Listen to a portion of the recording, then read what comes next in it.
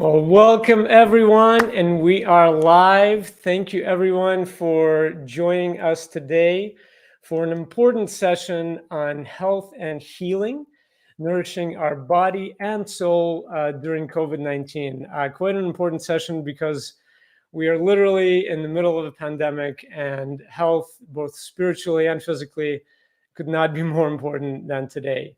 So I'm Michael. Hello, good to see you. I'm Director of Development and Engagement at Jewish Veg, and it's my pleasure to host this conversation in partnership with the Jewish Federation of Greater Washington and Ohev Shalom, the National Synagogue in Washington, D.C. We welcome our DC members of Jewish Veg, and we've also opened this annual event up to our global community. So we'd love to actually know where you're tuning in from and why you're here. So please tell us in the chat where you're connecting from. Hello, welcome. Let us know where you're from and why it's important for you to be here. Hello, SDA lawyer. Good to see you. And we've got folks I see from Rockville here with us. Very good. Welcome. Thank you so much for being here. So a lot of members tell us that Jewish veganism is more than a diet. It's about a way of life, right? It's about community. It's about compassion for other creatures. It's about healing our whole selves and the world around us. And we're going to be exploring a bit of that today. But first, for those of you who are new to Jewish Veg, I just want to say a few words about who we are. So for the past half century, actually, we have been the Jewish voice of the plant-based movement. Our vision is a kinder and healthier, more sustainable world powered by plants.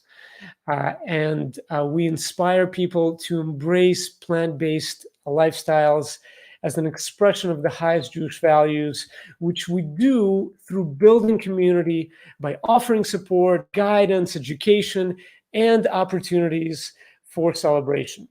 Now, one of those opportunities for celebration is actually coming up this month when we host our annual vegan Passover celebration. So that's going to be, there you go. So you see it right there. We're going to be bringing together our global community over Zoom to celebrate freedom and with compassion. So if you haven't registered yet, I highly encourage you to register. If you have not done so already, there is going to be a link that you should see somewhere in the chat, wherever you're tuning in from. And you should be able to register through that link. Now, all of this work that we do, including this event, exists only through the support of members like you who invest in our mission to build a kinder and healthier world. So if you're already a member, thank you for your generous gift. If you have not become a member yet, please go to that link, jewishveg.org/member, and sign up and become a member of Jewish Veg today. Your support will truly sustain our whole movement. And a link to the membership page is also going to be posted in the chat, wherever you see that in the live stream. So thank you so much for being here. We're excited to have all of you with us today. Now, this session is designed to be fully interactive, so please put your comments and ask any questions you have in the live chat as we go through the event. We're going to be pulling in your questions into the video stream, and we'll be able to address them during our live Q&A after the presentations. So please let us know what is on your mind. After the session, we'll ask you to complete a brief impact survey to let us know your thoughts. And I actually have a giveaway to announce. So we will pick a winner from the responders of our survey to receive this beautiful tote bag from Jewish Veg. So when you see that link to the survey after the event, please go ahead and fill out the survey afterwards so that we can continue to learn from you and to enhance the impact of all of our events, including this one. Now, this event in particular is conducted in partnership with the Jewish Federation of Greater Washington as part of their annual Good Deeds Week celebration. We've also partnered with Ohev Shalom, the National Synagogue, to reflect today on how each of us can do good for our community and the world. And we have two amazing speakers for you today. One is Maharat Ruth Friedman and Dr. Andrew Freeman. And to start us off, I'd like to actually introduce our co-host with me today, the wonderful Nancy Ellman, to kick things off with a discussion on the intersection of spiritual wellness and food. Nancy is an artist, musician, and a plant-based nutritionist based right here in Maryland in the greater DC area. So welcome, Nancy. Thank you so much, Michael. I'm so happy to be part of this wonderful event. It's really an honor to co-host with you. So thanks for the invitation. I am a healer, and music and art are some of the tools that I use to help people find more joy in their life. And another way I love to help people is by coaching them on steps they can take towards a more plant-based lifestyle. And it certainly has physical, spiritual, moral aspects, as we will soon hear from our guests. So it's my honor today to introduce Maharat Ruth Friedman. She's a member of the inaugural class of Yeshivat Maharat, the first institution to ordain Orthodox women as spiritual leaders and halachic authorities. She serves our National Synagogue, Ohev Shalom, where she directs adult education, supervises the mikvah, oversees conversions, provides pastoral counseling, teaches in the community, sits on the executive committee of the International Rabbinic Fellowship, of which she's also a member. And she is currently supervising, along with her husband, the spiritual and physical development of two young men, Ezra and Job. Welcome, Maharat Friedman. Thanks for joining us. Thank you. Thank you for having me. It's absolutely wonderful to be here with all of you. I guess I should have added in my bio that I've also been a vegetarian for 27 years, really rooted in having developed, once I started to develop an understanding of what meat was, right, the fact that it was an animal, excuse me, I really just kind of found the idea of eating any sort of flesh quite just, like repulsive in a very basic way. So I should have added that as well. Should I get started with the presentation now? Please. Awesome. Okay, great. So I didn't prepare a PowerPoint or a slideshow. I prefer to just talk, but I also find the comments that come in sometimes like a little bit distracting because I also want to see what everyone has to say. So I'm going to attempt to save a couple minutes at the end and look at the sources that I wanted to address. So as I said, I relate to thinking about the plant-based movement really as through the lens of primarily for me, animal welfare. I love animals. I have a crazy dog who may make an appearance at any moment, but she cannot be controlled. So such is life.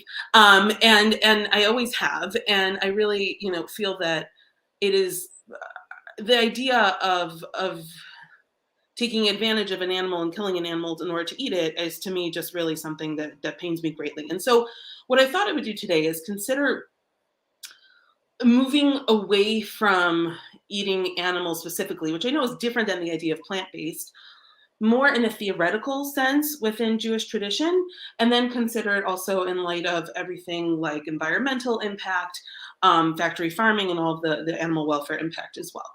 So some of us may be familiar with this idea that originally humans were intended to be vegetarians.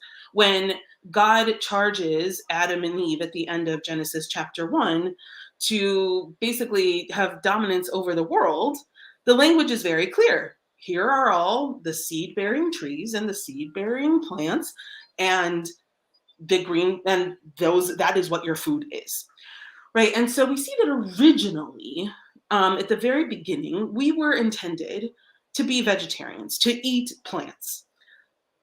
Now, whether this is connected or not, I think is part of the debate. But if we follow the trajectory of the next few chapters in Genesis, we see that humanity quickly builds up and then unravels to the point where God looks at Noah's generation and says, you all have to go, right? I need to destroy the world. I need to start over.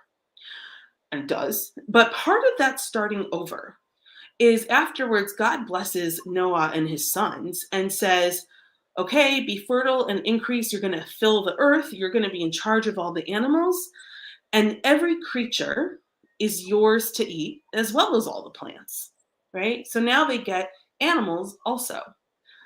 But God says, you may not eat the blood with the flesh, which is a very important biblical concept. You cannot eat the blood with the flesh. And of course, one could debate separately and discuss what the intention of that is. So we have here the ideal beginning of humanity is you eat plants. After mass destruction and evil and violence and all these things, suddenly you can eat animals. Okay, so bearing that in mind, certainly from a biblical perspective, we very quickly pivot to the book that we're reading right now, Leviticus, which is all about animal sacrifice, right? And worshiping God through animal sacrifice. So I think it would be, disingenuous, dishonest even, to portray this as something that was really just, merely a concession, something regrettable, and then we kind of move on. Because it really does, animal slaughter does become the focal point of worshiping God, which I think is important to call out and not to avoid that. But fascinatingly, it's not really discussed in the context of animal, eating for pleasure, eating for sustenance. It's discussed as this is how you worship God. You slaughter animals, and sometimes some of the sacrifices you can partake in eating them afterwards. So then the question is, okay, how do we sort of synthesize these ideas into is there a philosophy of eating animals and in using animals? And if so, what is it? And I think that then we turn to a source I see less frequently addressed within this area, which is Deuteronomy chapter 12. We have verse 20 with some fascinating verses. So the Moses tells us in this book that God is going to make your territory bigger, right? You're going to enter the land of Israel. You're going to spread out. You might have a craving in which you're going to say, I want to eat some meat. And there's another problem. You might live really far away from that temple, that area that God's going to designate as the place where you go worship God, which means you can't just sacrifice. You're not going to say, I really am craving some meat. Let me haul my cow down, a 2-day trip down to the temple and slaughter it and eat the meat. Right. And so what Moses says is, so you will, for the purpose of eating meat, you are able to slaughter it nearby. Emphasizing, once again, you can't eat the flesh, but also emphasizing that this is something that is rooted in a craving. This is not something that is going to be constant or continuous. It is just something when you have that specific urge to eat meat, you are going to be able to do so. And I think that's really where we see the separation from meat consumption as exclusively a means of worshiping God, and also as something that one is going to do occasionally to nourish themselves. Now, we have to pay close attention to how those verses are worded also, because there's also a midrash, a rabbinic text, in which 3 different rabbis discuss this and sort of point out the different language to arrive at subtle conclusions. And one of them, I think that Rabbi Elazar ben Azariah, he says something fascinating. He says, this text comes to teach us derech eretz. Some of us may be familiar with that term, derech eretz. It's kind of like the proper way to live, like the menschy way to live. And what is it, he says? That you should not eat meat unless you really crave it. And also that this animal, the way the text is worded, he argues, this animal must come from your flock. No concept if you go to the grocery store, you pick a steak off the shelf. No, you have to have a relationship with this animal, and you have to want to eat meat enough that you are willing to slaughter it. Now, this text I actually see is really representing a more I think, honest, authentic approach to meat consumption, to certainly the biblical approach, which is recognizing at the end of the day, people are going to want to eat it, but it has to come in a very specific, controlled, and limited context. So I think the part of the question is, okay, so what do we do with that today? Now, in a time when, first of all, we know that, of course, as I'm sure we'll discuss more, the environmental impact of consuming animal products is so vast as compared to a plant-based diet. And of course, we know that there are tremendous animal welfare issues as well. So how do we, what do we do with this? I know some people take the approach of only buying, ethically slaughtered meat. I'm not going to go into that as a separate topic. But sort of, okay, is trying maybe to get more to that place of, yeah, how do you reflect that biblical idea that you only eat meat once in a while and when you crave it, right? And it should feel like a sacrifice, in that case, a financial sacrifice. But culturally, at the end of the day, most people have moved past that. And I certainly, where I really get stuck on is, what now is the ethical responsibility, the Jewish responsibility regarding animal product consumption in a day and age where there are so many other sources of nutrition available, particularly ones that can, according to many, I mean, I actually can't eat fake meat products that too closely resemble meat because they freak me out. I just can't eat them. But that so closely approximate that. And what it is our obligation to now turn solely to that and move entirely away from animal consumption. Certainly with meat, I mean, I think I would basically argue yes, mostly. So I think, and I think that that's important to consider.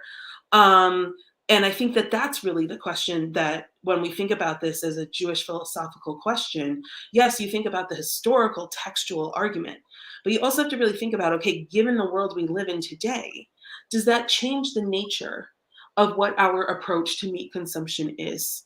And does that change the nature of our responsibility? And I just want to conclude with a thought from Rabbi Abraham Yitzchak Kook. Some of us may be familiar with him as someone who really, it's a misunderstanding to say that he advocated vegetarianism. He actually didn't really, but because he was scared of vegetarianism a little bit, because he argues that meat consumption was given to us as a means to have an outlet for all of our violent impulses as human beings. That what happened with Noah's generation is people were slaughtering animals, slaughtering people, and all this violent inclination that human beings have was just taken out indiscriminately against all of the creatures of the world, humans included. And that God gave us meat consumption as a way of taking all of that violence in within us and channeling it into one specific area. Now, I think that what that acknowledges also about us is it the ideal for us to remain in a state where we say we are fundamentally violent creatures and we need an outlet? Or do those of us who feel like we can push ourselves to say, you know what, I want to move past that point and push myself more to really overcome that part of myself as well. And so I think that people, I don't like to have one final conclusion because I think people come at it from a bunch of different perspectives. But at the end of the day, there's a lot to argue that at very, very least, meat consumption is something that is far from ideal and something that should only exist under extremely limited circumstances. Great. That's a lot. I hope we'll have more opportunities to talk because I definitely don't have enough time to respond to everything that you said. And we're gonna spend a few minutes now, and then after Michael and Andrew speak, we will have a Q&A for everyone together.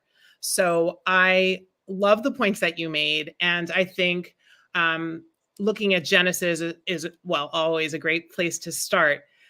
I think that the shift from Adam to Noah is significant in an issue you touched on later, which is scarcity and abundance. And my feeling of so many commandments and prohibitions in the Torah is that they were written to help us survive as a people in specific circumstances, which are completely different today. Significantly, as you said, that we have an abundance of food And if we would have an even greater abundance if we directed our resources more efficiently into feeding people with plants. I wonder if you would like to guess what percentage of our crop calories in the United States go to directly feeding humans. Do you have any idea? Oh God, I would guess something appallingly low. That would be correct. Yeah, I don't know. Was it like The US, 30%? it's the lowest that I know of is 27% of our crop calories feed people, God. and 67 go to livestock. So it takes 100 calories of grain to produce 3 calories of beef. So this to me is not responsible use of resources, and that doesn't feel Jewish at all. Mhm. And so when you talk about animal welfare, as we talked about a little bit when we spoke the other day, people always ask, well, not always, I'm often asked why I've chosen a plant-based lifestyle, like what's the issue? And I think we have to look at it globally. You can't separate animal welfare from climate change, from hunger, from global hunger, from the issue of waste, or from preventing disease or violence. And the point about blood is also fascinating to me, and violence, the violent nature of people, and what it means to be closer to God and to be mindful in the way we walk in the world. We were given the responsibility to be in charge of the animals, and then that changed to being given permission to eat them. I think it's because of scarcity of calories at the time, Mm. but we are also commanded to prevent unnecessary suffering of animals. And along with the changing circumstances, we now have to look at what is necessary, right? Is it necessary to exploit any animal, to exploit an animal for its milk, to take its eggs, to be insensitive? And sensitivity is the issue, I think, behind God's commandment about blood. Because when we desensitize ourselves to something, it's not well, you know what that means. So if we're desensitizing ourselves to bloodshed, we are going to be more violent. Mhm. So by being mindful, we're not going to have blood, or we're forbidden to have blood. I wish I could cite the Torah as skillfully as you do, but when I go back to it, it's just very affirming of this feeling that we are given all of these laws to help us not be like the animals, to be more elevated and to behave more like God. Mhm. So I feel like this is an invitation to us to embrace the divine within ourselves, and to care for animals, and to be strong in that we can take care of the earth, we can take care of our bodies, we can have self-discipline and make good decisions. And kashrut invites us to be mindful, right? And it strengthens our Jewish identity. Every time we decide where we're getting our food, we're strengthening our Jewish identity by choosing to follow those laws. And so many Jews are redefining kashrut to include doing what is best for the earth, for our bodies, for animals. And it is a really beautiful way, because we do it so often, so many times in the day, more than we would go to a prayer service, we're going to put something in our mouth. So I love Jewish veg, because the more meaning we can have behind our choices of what to eat and drink, I think the better choices and the more meaningful those choices will be. Anyway, I love sharing the screen with you and sharing space with you, but I want to thank you again for your beautiful presentation, for all your thoughtful words and teachings that you shared with us, Maharat Friedman. And I want to continue this conversation with everyone, but right now we're going to hear from Dr. Andrew Freeman. So I'm going to give the screen back to Michael. Hi, Michael. Hello. And see you later. Thank you so much. This was a fantastic presentation. Thank you, Maharat Friedman.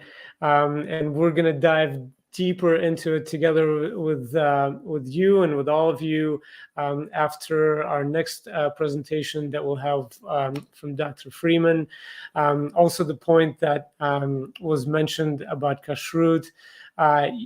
we've actually seen more and more rabbis are now discovering the implications of modern animal agriculture as it has on the definition of kashrut.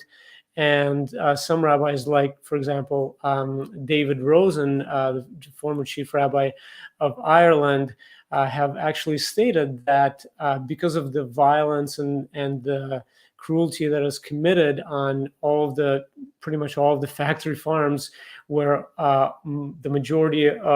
vast majority of kosher meat comes from, it actually nullifies the commandment of Tzar Balei Chaim. So it nullifies the whole kashrut certification. So that's another kind of angle for us to think about there. But really, what an amazing presentation! Thank you for to both of you. We'll be back with you shortly after this next presentation.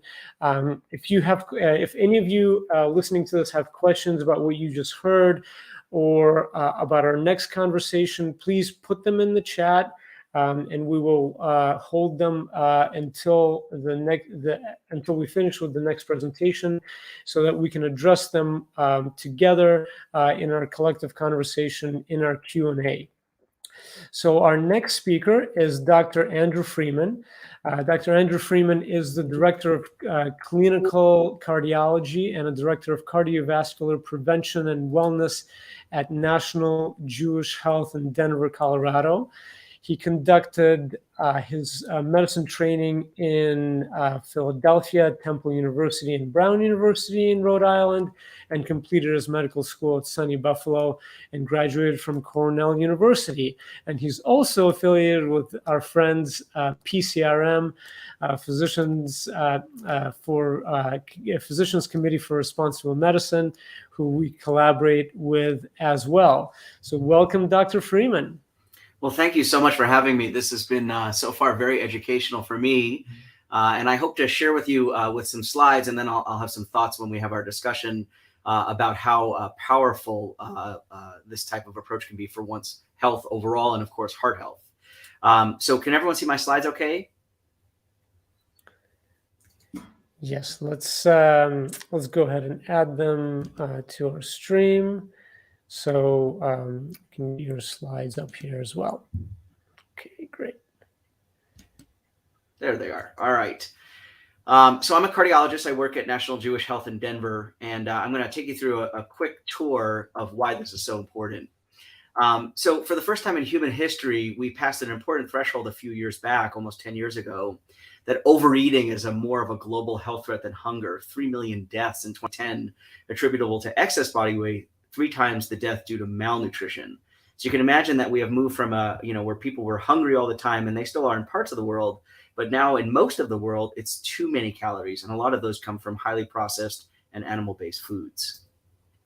I also want to point out that plant-based foods aren't just potato chips and soda and licorice and other things like that. We really stress a whole food, low-fat, plant-based approach. And it turns out, actually, I don't have the slide on this, but there's been a study published that shows that if you are a junk food vegan, you're much likely to do worse, actually, than an omnivore. So I always encourage people to eat the way nature intended.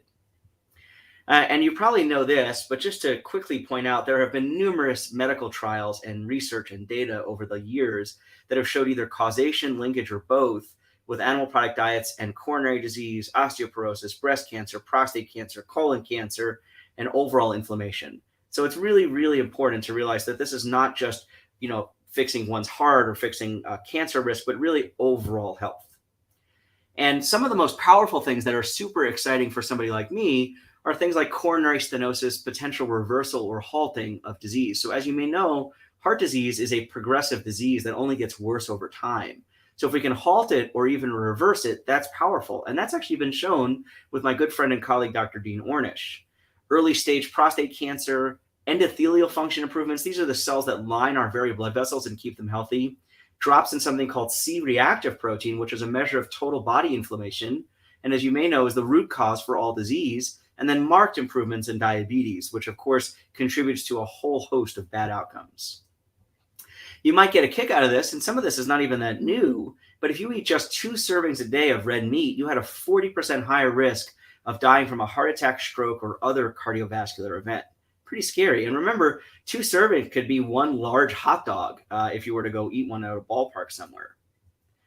And then this is very interesting. So this is back from the late 90s, but the Lyon Heart Study was done with a Mediterranean diet, which when done the way the Mediterranean folks actually do it is roughly 90+% plant-based. And they put people on this type of a Mediterranean diet, compared them to the usual diet. And it turns out that they had a marked protective effect that lasted 4 years, and that the major risk factors we all worry about, like blood cholesterol and blood pressure, were shown to be independent and joint predictors of recurrence. So the Mediterranean diet pattern did not alter the usual relationships, meaning eating better, even if you had some of these bad other things like high blood pressure, high cholesterol, still helped you. And so in short, the American Heart Association, after the study, said that there was an unprecedented reduction in coronary recurrence rates, despite the fact that all these risk factors were the same, and the public health benefits that seem to be achievable by dietary intervention clearly warrant an investment. Now, sadly, I have yet to be sponsored by any spinach or banana companies, but it sure would be lovely if that would happen. And then even further, there's been lots of other studies over the years. This was a study of about 45,000 people, and the vegetarians who were strict, which are also known as vegans, were 32% less likely to be hospitalized or die from heart disease. So what I want to point out is typically when we put people on drugs, statins, blood pressure pills, etc., we get a few percentage points in reduction of bad outcomes. We don't get 20, 30, 40, 50% reductions like you're seeing in some of these slides. So the science behind diet is very, very strong. In another study of 150,000 participants, if more than half of a serving of red meat per day was consumed, the risk for diabetes went up by 50%. This is craziness. And decreasing red meat also significantly reduced weight loss and risk for diabetes. As I mentioned before, my good colleague, Dr. Ornish, published a small study, but powered adequately, in which he took about 50 patients, all of whom had plaque sludge in the pipes on their angiograms, which were pictures of their blood vessels in their heart. And he enrolled half of them into an experimental group, half into a control group. And the experimental group doesn't sound that experimental, but he put them on a low-fat vegetarian diet, so a vegan diet. He made them exercise, not smoke, work on stress management. And then they all had another angiogram, a repeat picture of their blood vessels a year later. And in the usual group that did not do these experimental approach, all of them had disease progression and symptoms, but the experimental group actually had their chest pain, their angina went away within weeks, their cholesterol level dropped, and 82% of the patients showed a reversal of their coronary disease by PET scan. Now, some of this may seem crazy to you, but if you go back in time and you look at our war vets in the Korean War, a lot of them were, in their early 20s and in the prime of their life, carrying these heavy backpacks, running around, do all sorts of things. And if they died for whatever reason, they often had autopsies, and they actually showed significant coronary atherosclerosis in these young men. And it's interesting, if you looked at the Korean counterparts that were living on things like rice and vegetables and perhaps a little bit of fish, they had quite a bit less coronary disease.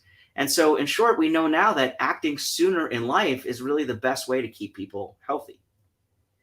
Further, this is from one of my favorite books, Diet for a New America by Robbins. As you may know, he was the guy who was supposed to inherit the Baskin-Robbins family business and decided instead that was harming people, and instead wrote this book. But if you go back to World War II, when Norway was occupied by the Nazis, the death rate significantly decreased in 1943. At the same time, the yearly fat consumption went down. So these folks were not able to consume their usual meat, butter, cheese, etc. And you can see that the pandemic at the time of death from heart disease was significantly less. And then as soon as the war was over, everything went right back up. So pretty powerful. This is another one of my favorite studies. So this was 32,000 women and men. They were quantified in how they ate in this thing called the Alternative Healthy Eating Index. And they had a significant reduction in cardiovascular death, myocardial infarction, and stroke. So by 35%, 14%, and 19% when compared to people eating poorly. And so in short, the author said that the importance of healthy eating, if we could highlight it as healthcare professionals, this would substantially reduce cardiovascular recurrence, cardiovascular disease recurrence, and save lives globally. Further, you may know that the Seventh-day Adventists practice a vegetarian diet as part of their religion. And as a result, they're a group that's ripe for study in this space. And the only blue zone in the United States is in Loma Linda, California, which is where their headquarters is. And it turns out in this particular study that people who had people who followed their plant-based diet had significant reductions in cardiovascular disease, lower cause mortality as well. So cancer is the number 2 killer after heart disease. And it's interesting, this link is not new. In 1982, the Scientific American editor wrote, cancer is most frequent among those branches of the human race where carnivorous habits prevail. And if you look again at this Adventist health study that I just talked about, they followed folks for more than 4 years, and they divided people's dietary patterns and how they were eating. And it turns out that vegans, which were the strictest vegetarians, had a 16% decreased risk of all cancers. And vegan women in particular had a 34% decreased risk for specific cancers, including breast, ovarian, and uterine. So again, very powerful outcomes. Now, you may know the United States recently had an amazing record. We have the most number of people under 40 with colon cancer.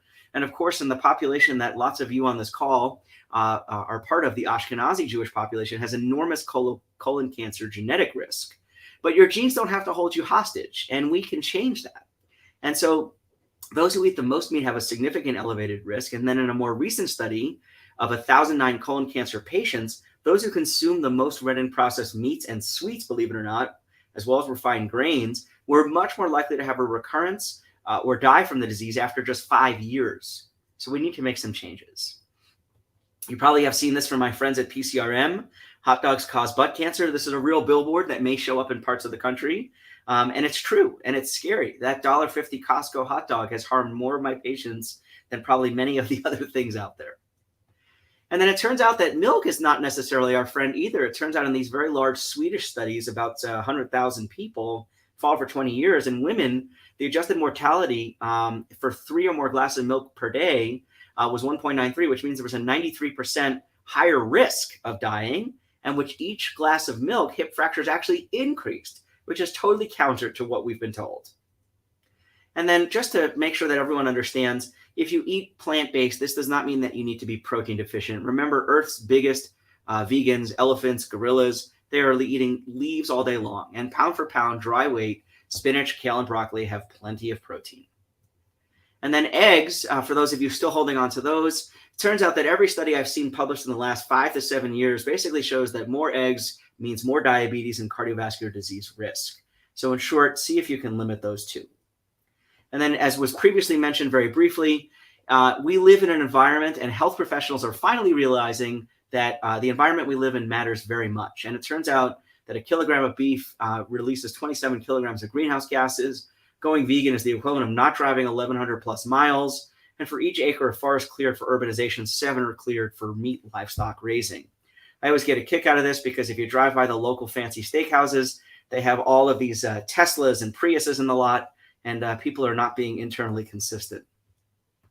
And the same goes for water. If you look there at the very bottom, 2,500 liters of water for one big piece of cheese versus 650 liters of water for 1 pound of wheat or barley, and 1,400 liters for a pound of sorghum. So you can see that grains and other things that we could easily subsist on use a lot less water. And then I won't go too much into this, but I would encourage you to watch an excellent documentary, if you haven't seen it, called Earthlings, narrated by Joaquin Phoenix. It actually spends a lot of time talking about how kosher meat is produced. It's very eye-opening and quite disturbing. But in short, there are lots of harmful conditions and other things that I would not want my patients or me to consume. And then, of course, roughly 3/4 of the nearly $3 trillion in annual healthcare expenditures could potentially be reversed or prevented by a healthier lifestyle. So success is a low-fat, 100% whole grain, minimally processed, whole food, plant-based diet. And I encourage you to go along with other geniuses that nothing will benefit human health and increase our chances of survival for life on Earth as much as the evolution to a vegetarian diet. And I encourage you to check out some of the work on your own and really get inspired to make these changes. And with that, I will turn it back over to Michael. Thank you so much, Dr. Freeman. That was such a powerful presentation. I love how you weaved in so many different aspects of it. That we've got with everything else, that we're thinking about in terms of environment, in terms of ethics, and everything else like that as well. I just wanted to ask, and we're going to get into this and really dive into all of the questions that you all have as well. Would love to hear from our audience about what you think and your questions. If you could pop them in the chat, we'll put them on the stream. But first, I just wanted to ask a personal question. I mean, you're a cardiologist. How did you come from to be a student of medicine to realizing that what we eat is directly impacting what's happening inside our body? I know it's an obvious statement, but unfortunately, it's not obvious to the medical community. It's not obvious to the medical schools that have 0 hours of nutrition education, right? We hear this all the time. And so this is unfortunately not as common as it should be in the medical community. Yeah. So in short, what I would say is first, our group. So I helped to co-found the American College of Cardiology's Nutrition and Lifestyle Work Group. And it turns out that there was no such work group, believe it or not, until we brought it to them. And this was only like maybe 7 years ago. So, remember that Maimonides, Hippocrates, all these people have been talking about using food as medicine for eons, but very few people have really understood what that meant. And further, our group actually published a survey of 1,000 cardiologists, and it turns out that almost none of us know anything about nutrition. So the way I came to it is I came out of training, and in training, you really have to be a conformist, and nobody talked about nutrition. I trained in North Philly. There was 1 million cheesesteak places around, and greasy Chinese food and burger places, and that's what everybody ate. So we would say to somebody, hey, you should eat better, and then we would go eat cheesesteaks for lunch. When I finally came out to Denver, I spent some time, for a year, maybe throwing pills at people like everybody else, but a lot of people didn't get better. And then I finally experimented with going vegan myself. I was up in Steamboat, Colorado on a family vacation. I had a greasy burger. I finished reading one of the books I was reading, which was the China Study, and I was vegan ever since. And I myself lost about 30 pounds, actually redid my own life insurance physical, got a rebate check in the mail. So it really works. But more than anything, for my patients, it has been transformative. Nothing recharges me more when a patient calls me up and says, Doc, I am feeling the best I've ever felt, and all my numbers, my blood pressure, my diabetes, everything is in remission. That is what really excites me. And doing it on a larger scale through education with PCRM and Jewish Veg and others is really what's super inspiring. So bottom line is it works. It works for me. It works for my patients. It's great for the environment. It's great for your health. There's really no reason not to do this. That's amazing. I love that. Thank you so much for that. Well, now I would love to turn it over to our public Q&A and hear from all of you about some of the questions that you had coming in to this discussion and hearing from our experts today. So I'd like to actually start off with one question that we got from Jonathan from South Brunswick, New Jersey. This is a cardiology question actually for you, Dr. Freeman. How would you rank the importance of the following: triglycerides, cholesterol ratio, and overall cholesterol? And Jonathan also has a secondary follow-up question to that, kind of put some context around this.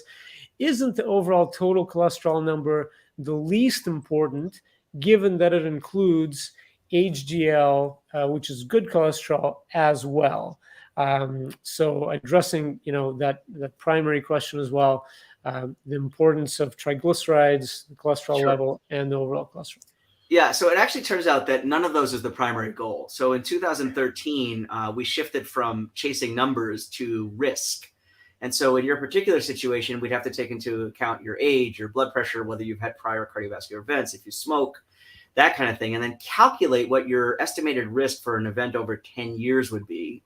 And then if it hits a certain threshold, typically 7.5% or more, we would consider suggesting being on a statin as well as massive diet lifestyle changes. And then if you go even higher, we would push down that even further. So in short, the numbers are important, but it's not the primary. It's really the risk. And so I always encourage people to talk with someone who knows what they're doing. And if you visit with a doc who still is just focusing only on the numbers, it may be time to get somebody a little bit fresher on this. I love that. I love that. That's very insightful. Well, next question we've got is from Lisa from Township, New Jersey. And this is for you, Mahrat Friedman. What is the best way to introduce plant-based vegan eating to older temple members? Okay, so I'm curious to hear what angle that is coming from. Excuse me. In terms of like folks who are sort of more grounded in their meat consumption ways, or folks who are less likely to experiment with tofu. Certainly, the person who fought me the most when I became a vegetarian was my grandmother of blessed memory. So I can certainly relate to that on both fronts. She remained horrified by Satan until her final days on the earth. But I think, I don't know. I mean, look, I think I don't know in that respect if they're any different from any of us who are still in denial, haven't fully grasped the basic environmental impacts. I mean, I don't want to pretend like I have. I still struggle with that. But I think, a lot of us sort of, the reason we still even have to push this as a conversation is because people don't internally in their bones feel the urgency yet, right? And feel the situation yet. And so I think that, any way that is capable of conveying the seriousness of the environmental impact alone would probably be the best way to do that. But I know that might be an uphill battle for a lot of us. Yeah, and just one of the things I quickly just to say is I tell people to avoid the American curse, which is you work hard your whole life, and then when you're ready to retire, you save your money, do good things. What do you look forward to? Heart attacks, strokes, dementia, erectile dysfunction. It's a terrible way to retire. And so it's never too late to make these changes to improve one's health and vitality as they're older. So I have a suggestion for Lisa in New Jersey, and it would be to invite them to a meal, no matter what the age of the person. If you want to introduce someone to plant-based eating, feed them. I recently had a physician as my dinner guest who had shared with me that he grew up with 60 steer in his backyard in Texas, and he's on a journey towards finding more plant-based meals. And I said, well, I help people by crowding out. So I invited him to have a burger replacement. I made a portobello cheeseburger with vegan cashew mozzarella, roasted red peppers, the most delicious fake cheeseburger. Because for me, fake meat is a portobello mushroom. I don't like to do processed. But anyway, Lisa, whether it's at your temple or at your home, the best way I have found is by feeding people and then asking them, would you like to eat this way more frequently? Is this something you'd like to have, say, every week? And then see if they have any concerns about that meal and show them, well, actually the lentils in this give you enough protein for a whole day. The calcium in the following ingredients, again, meet all of your daily requirements. So show them how their macro and micronutrients are being met in what you fed them and see if they have any concerns you can address. So that's my suggestion. That's a really great suggestion. And that actually addresses our next question that we had from Alicia from Los Angeles, California. Alicia is also on our board of directors. Thank you so much, Alicia, for all of your support and this wonderful question. This is kind of, I guess, for both of you as well. What is just overall the best approach the best way to approach people regarding their health and the vegan diet? I can jump in if you want. I try to do a technique called motivational interviewing, which is trying to figure out where people are and meeting them there and figuring out what their goals are, right? So, there's almost never a case where a patient doesn't want to be on less medicine. There's almost never a case where people don't want to be around for their grandkids. And do you want to be Grandpa Joe in the corner drooling to yourself in a wheelchair, or do you want to be active dancing at your great-grandkid's wedding? So I look for things that would motivate them, right? If they come in and say, oh, I just got to spend some time with my grandkids, I said, well, how did that go? Were you able to play ball with them? Could you swim in the ocean with them? Whatever it was. And many times the answer to that question is no. And we spend a lot of time figuring out how to get them better. So, there are teachable moments and things to catch on to, if you will, hooks, if you will, that can make really big impacts in folks.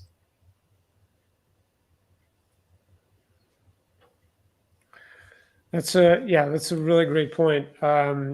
Can meet people where they are, right? First, figure out where they are so that you can talk, at their level, and talk about things that they care about. And next, I'd love to bring in some questions that we got from our live chat today.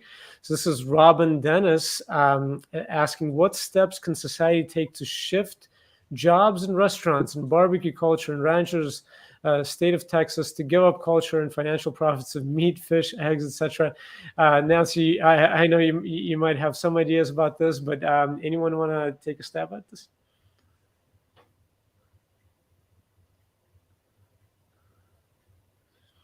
It's tough. I would say, from our perspective, Jewish Veg is an advocacy, international nonprofit organization. Shifting the culture, it takes shifting individual mindsets. So the reason why all of these ranchers and all of these restaurants and all of these grocery stores carry animal-based products is because people demand them. And so because of the demand, there's profit in catering to that demand. There are some organizations that believe that a top-down approach is important, that you just ban these things outright from the government, and then no one will be able to buy them, and then the ranchers will do something else. But ultimately, this is a gradual process that starts from the bottom up. If we can get to enough people, if we can open enough people's eyes, then the demand for animal products is going to decrease, and as a result, that will trickle down on the supply chain and make an impact on our whole food system overall. I've heard from a lot of ranchers actually that have been struggling with sustaining an animal factory farm system, because it takes a lot of resources to sustain an animal farm. Whereas if you have a plant-based farm, it's a lot easier. It's a lot less messy. There's less problems with waste. And it would just be a lot easier for them. So if there was less demand for meat and more demand for veggies, there would be more ranchers transitioning their farms, as some of them have already done, to a plant-based farming agriculture. Let's see what we've got. A wonderful question from Gail Silver.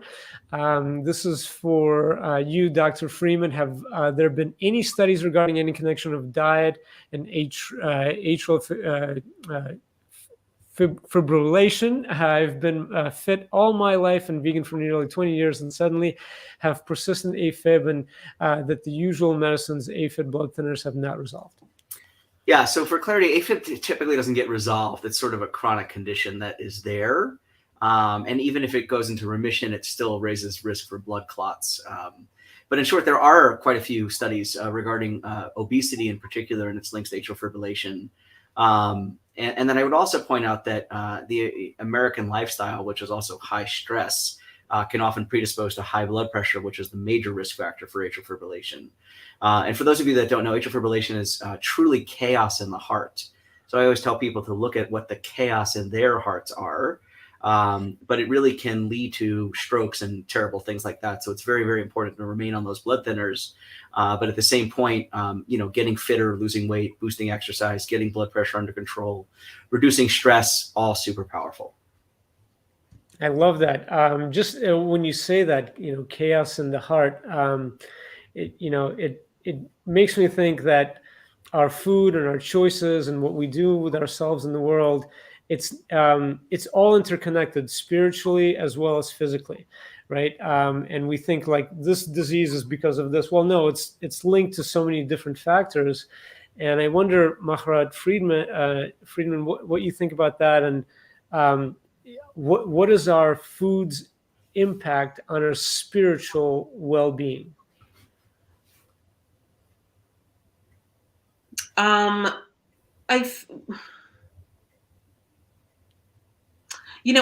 It's funny. I think that certainly with health issues, it becomes a big problem. But there's also a rabbinic statement that there's no joy except in wine and meat, right?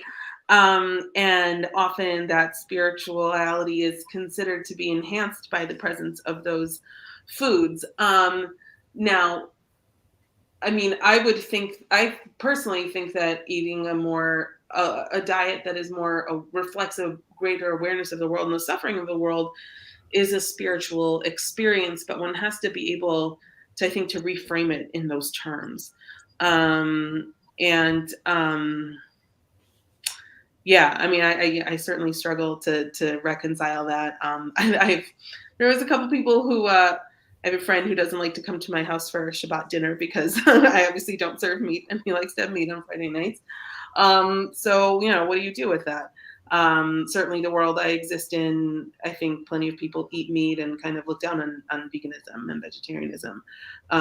So I don't know. I think it's a more complicated question. I think it requires more of the mind shift than anything else. For sure, yeah, and there are a number of rabbis that kind of have opposing opinions, and there's agreement and disagreement over that. But I think some of the things that I've seen point to the fact that the meat that they're referring to is supposed to be elevated in such, we're supposed to really elevate this to such a high level that none of us would be able to actually do it in a practical sense. In order to be able to consume it with the intention that you're supposed to have. So even those statements with that almost suggest that it could be consumed. The high spiritual level that you're supposed to have in order to be able to have that is just unrealistic in today's day and age. But yeah, certainly joy is so important on Shabbat, and like you were saying, Maharat Friedman, if you're not getting joy from eating meat, it obviously shouldn't be part of your diet on Shabbat or on the weekdays. And having joy is such an important part of everything that we do in the plant-based movement and as human beings. So thank you so much, all of you, for being part of this conversation. Thank you, Nancy, Maharat Friedman, Dr. Freeman, for your time and your valuable insights that you shared with us today. We look forward with working with you and continuing to evolve and grow with you to strengthen our movement. Thank you, Michael. Thanks for creating this event in this space. Of course. It's my pleasure. And thanks to all of you for participating in our conversation. Let us know your thoughts by completing the brief impact survey so that we can continue to enhance the impact of this event and of all of our events. Now, we will pick a winner from the responders of our survey to receive this beautiful Jewish Veg tote bag. So you should see a link to that survey in the chat or in the description of the event. Please go ahead and fill that out so that you're able to, so that we can learn from your feedback as well. And if you enjoyed this event, please consider becoming a member of Jewish Veg to sustain our movement and build a kinder and healthier world together. If you're already a member, thank you so much for being a member and for your generous gift. And if you have not become a member yet, please click on the link below in the chat and join. It only takes a few minutes, and it really does mean the world to us. So thank you again for all of the things, for all of your contributions and all your support. And we look forward to seeing you again at our Vegan Passover Seder on April the 20th. Thank you so much, everybody.